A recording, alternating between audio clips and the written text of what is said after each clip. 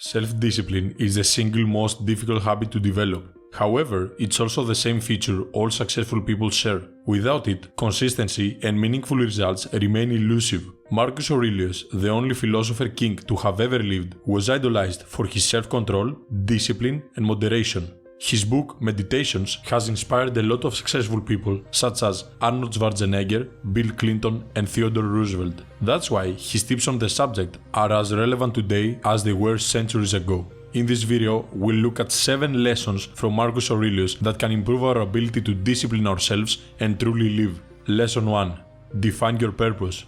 Marcus Aurelius believed that without a clear reason to live, building self-discipline is impossible. He said, if you don't know what your goal is, you'll never be able to achieve it. To build self-discipline, you need to know what you want and why. Once you have a clear purpose, you can focus your energy and discipline towards achieving it. If your purpose is to get in shape, you need to define what that means for you. Is it losing weight, building muscle, running a marathon? Once you have a clear goal, you can start building the discipline to achieve it. Remember this, a goal fully stated is a goal half accomplished. Lesson 2. Focus on what you can control. According to Marcus, we should focus on what we can control and not worry about what we can't. He wrote, "You have power over your mind, not outside events. Realize this and you will find real strength." The self-disciplined realize that they only have power over 3 things: their thoughts, choices, and actions. Everything else is completely beyond their power or partially in their power. For example, the opinions of others about you depend much more than you think on their past experiences and beliefs, and much less on who you actually are. Regarding our choices, you can't control the fact that your friends like to go out to eat. However, you can control what you choose to eat and how much you eat. Another example, and the one I have struggled the most, which we don't control at all, is the weather. We should just accept it and move on. We have more important things to do than fighting with God. Remember this, the only 3 things you control are your thoughts, choices, and actions. Lesson 3. Practice self-awareness. Being self-aware is the only way to control yourself. In Marcus Aurelius' book, Meditations, one can find the following quote: "The first step in the discipline of the emotions is to become aware of them." If you want to stop procrastinating, you need to be aware of the triggers that cause you to procrastinate. Maybe you procrastinate where you are tired, bored, or overwhelmed. Once you're aware of these triggers, you can start building the discipline to overcome them. Moreover, if you are getting angry too often, start bringing awareness to the scene every time this occurs. Detach from yourself and see the situation for what it is. Only then you can stop yourself from acting this way the next time. Remember this, knowing yourself is the beginning of all wisdom. Aristotle. Lesson 4. Embrace discomfort.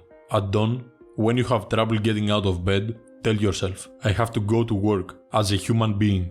What do I have to complain of if I'm going to do what I was born for, the things that I was brought into the world to do? Or is this what I was created for, to huddle under the blankets and stay warm? Marcus Aurelius reminds us that we should embrace discomfort and do what we were born to do, rather than shying away from it and staying in our comfort zones. Fortunately or unfortunately, that is the only way to grow and become a better version of ourselves. You shouldn't want this to be easy.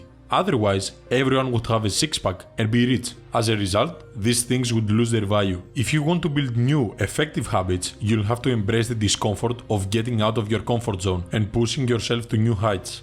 In the beginning, it won't be easy, but if you stick with it, the results will be more than worth it. Remember this, what would Hercules have become if he hadn't chosen to follow the difficult path, but instead the easy one?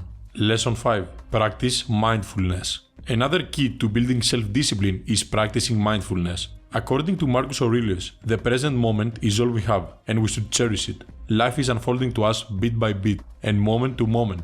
As humans, we usually do one of 2 things. A. We spend our time chasing meaningless things in the present without caring about the consequences. Or B. We put off our dreams and aspirations for some day without realizing that some day may never come. As the word mindfulness suggests, we should use and bring our mind fully to the moment. You don't have to do 23 sets to complete the workout. You just have to do one set 23 times. Most people are too bored to go for a workout because they forget that the workout consists of sets, one set at a time, one healthy meal at a time, one obstacle at a time. As time passes by, these small wins add up and eventually you reach your goals. Remember this, you don't have to lose 33 pounds, you just have to lose 1 pound 33 times. Lesson 6. Find accountability partners. Building self-discipline can be challenging, and it can be even harder to do it alone. That's why finding accountability partners can be incredibly helpful. Socrates, the ancient Greek philosopher that Athens killed and all Stoics admired, used to say, surround yourself with people that are better than you and you will improve. Surround yourself with people less capable than you and you'll be robbed even from the wisdom you had. Accountability can come in many forms, such as a workout buddy, a coach, or a friend who shares your goals. Look for people that have already done what you want to do and then take notes. If they did it, then I can do it too. Another way is to find someone that shares the same goals as you. This way, you can motivate each other and push yourselves during difficult times. This is exactly what all fit people do when they work out together in pairs. Nobody said you had to do this alone. Remember this, the best way to learn is to teach. Lesson 7. Be patient and persistent. Finally, you need to always keep in mind that building self-discipline is a process of creating a habit, and we all know that habit formation takes time. As Marcus Aurelius reminds us, the universe is change.